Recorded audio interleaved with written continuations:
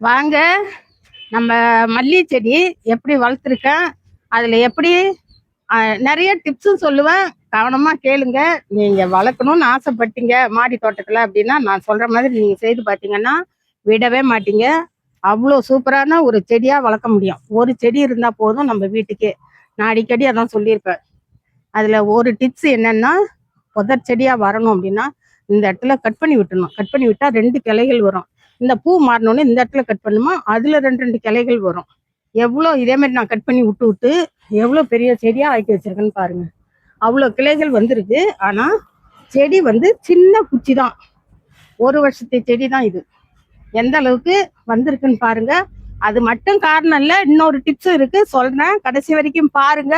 நான் சொல்ற மாதிரி நீங்களும் உபயோகப்படுத்தி பாருங்க. இது ரோஜா மல்லி, அது பச்சை முல்லை. இதுல எப்படி ஒரு கிளையிலேருந்து 2 கிளை அந்த கிளையை கிள்ளணுன்னே அதுல 2 2லயுமே மொட்டுக்கள். இப்ப ஒரு கிளையிலேருந்து 4 வந்திருக்கு. 4லயும் மொட்டுக்கள் வச்சிருக்கு. எப்படி இது கொத்து கொத்தா பூக்காது, ஒரு பூவா தான் பூக்கும். அப்ப நம்ம கிளைகளை நிறைய உருவாக்கணும். உருவாக்கினாதான் நம்மளுக்கு நிறைய பூக்கள் இதுல பறிக்கலாம். இது ரோஜா மல்லி. இன்னொன்னு 8 அடுக்கு மல்லி, இதுவும் இருக்கு. இதுலயும் எப்படி இருக்குன்னு பாருங்க. என்னுடைய ட்ரிக்ஸே என்ன அப்படின்னு கேட்டா, கட் பண்ணி விடுறது. அடியில புண்ணாக்கு கலவைன்னு நான் சொல்லியிருப்பேன். அந்த புண்ணாக்கு கலவைய எப்படி கொடுக்கணுன்றதையும் உங்களுக்கு நான் சொல்றேன். அதை நான் அடிக்கடி நிறைய வீடியோவில் சொல்லியிருக்கேன். நீங்க பார்த்தீங்களா பார்க்கலையான்னு தெரியாது. நான் ரோஜா செடிக்கு நிறைய ஊற வைப்பேன். அப்போ 1/4 கிலோ கடலை புண்ணாக்கு, 1/4 கிலோ வேப்ப புண்ணாக்கு, 1/4 கிலோ தேங்காய் புண்ணாக்கு, நாட்டு சர்க்கரை 100 கிராம் போட்டு 3 நாளைக்கு ஊற வச்சிடணும். நம்ம ஊற வச்சு ஒரு டப்பா எடுக்கிறோம். 1 லிட்டர் எடுக்கிறீங்கன்னா 10 லிட்டர் தண்ணியில கலந்து தாராளமா ஊத்தி விடுங்க. 15 நாளைக்கு ஒரு நடை நீங்க ஊத்தி விட்டீங்கன்னா உங்க செடியும் இதே மாதிரி தலை எப்படி இருக்கு பாருங்க. இந்த வெயில் காலத்துல வெயில்ல இருக்க மாதிரி ஆயிருக்கு செடி. எந்த அளவுக்கு செழிப்பா வந்திருக்கு. பசுமை மாறாத பச்சை பசேர்னு இருக்கு பாருங்க செடி. அவ்வளோ சூப்பரா இருக்கும். வாங்க, நான் இப்ப கரைச்சி எடுத்தாந்துருக்கேன். அதை நான் ஊத்தியும் காமிக்கிறேன். அதே மாதிரி நீங்களும் செய்து உபயோகப்படுத்தி பார்த்துட்டு எனக்கு எப்படி இருந்ததுன்னு கமெண்ட்ல சொல்லுங்க. ஆனா கண்டிப்பா நீங்க ஒரு முறை உபயோகப்படுத்தி பாருங்க. நான் சொன்ன அளவுல ஊற வச்சு எடுத்தாந்துருக்கேன். நல்லா எந்த அளவுக்கு தண்ணியா இருக்குன்னு பாருங்க. இந்த அளவுக்கு தண்ணியா ஆக்கிக்கணும்.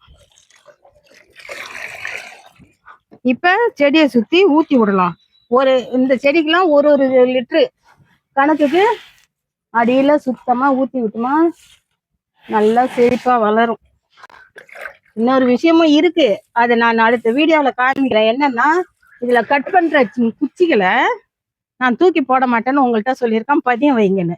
பதியம் வச்சு எல்லாமே சூப்பரா செழிப்பா துளிர் நல்லா வளர்ந்துட்டு இருக்கு.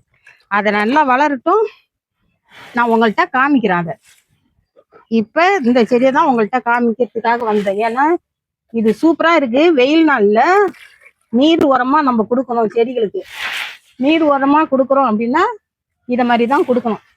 நீர் உரம் ஆர்கானிக்கா வளர்க்குறோம் அப்படின்னா நம்ம நீர் உரமா கொடுக்கணும்னா புண்ணாக்குகளை ஊற வச்சு தண்ணி ஆக்கி 15 நாளைக்கு ஒரு வாட்டி, ஒரு வாரத்துக்கு ஒரு வாட்டி கூட கொடுக்கலாம். ஒரு நடை ஒரு மக்கு ஊத்தி விடுங்க. சின்ன செடியா இருந்ததுன்னா 1 டம்ளர் ஊத்தினா போதும். சின்னதா ரோஜா செடி வச்சிருக்கோம் புதுசா அப்பதான் அப்படின்னா அதுல எல்லாம் 1 டம்ளர் ஊத்தினா போதும். பெரிய ரோஜா செடிக்கெல்லாம் 1 லிட்டர் ஊத்தலாம். ஊத்தி விடுங்க. உங்க செடிகளும் இதே மாதிரி பூக்கள் பூக்கும். காட்டுக்குள்ளே ஓடிச்சுக்கிச்சு. இதை அப்படியே நட்டு வச்சா வந்துடும். என்ன அப்படின்னா, நம்ம கட் பண்ணி வைக்கிறத விட இந்த மாதிரி உடச்சி வைக்கிறது அப்படியே வந்துடும். இன்னால அப்படியே வேர் பிடிச்சிக்கும். நான் இதே மாதிரி வச்சு நிறைய உண்டாக்கிட்டு தான் இருக்கேன். பிடிச்சிருந்தா நான் சொன்ன டிப்ஸுகளை நீங்க ஃபாலோ பண்ணுங்க. பிடிச்சிருந்தா ஹை பட்டன் ஒன்று வரும், அதையும் அழுத்தி விடுங்க. நீங்களும் உபயோகப்படுத்தி பாருங்க.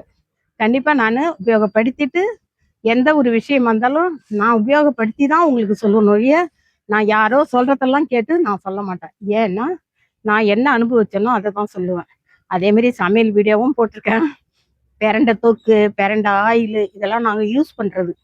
நம்ம எங்க கால் வலிக்காக நாங்க தயார் பண்ணி வச்சுட்டு யூஸ் பண்ற பொருள். அது நல்லா கேட்கும். அதனாலதான் பெரண்டை ஆயில் ஒண்ணு தயாரிச்சு போட்டிருக்கேன். அது நான் மாடியே ஏற முடியாது என்னால. அதை தடவுனதுக்கு அப்புறம் தான் ஏறி வர முடியுது. அதனால உபயோகப்படுத்துங்க. கிராமத்துல என்னென்ன நம்ம எப்படி செஞ்சு சாப்பிடுவோமோ அதை மாதிரி தான் நான் உங்களுக்கு செய்து காமிப்பேன். எனக்கு தெரிஞ்சது எல்லாத்தையுமே நான் வீடியோவா போட்டுட்டு தான் வரேன். பாருங்க, உபயோகப்படுத்துங்க. என்னுடைய மல்லிகை செடி எப்படி இருக்குன்னு பார்க்குறீங்கள்ல.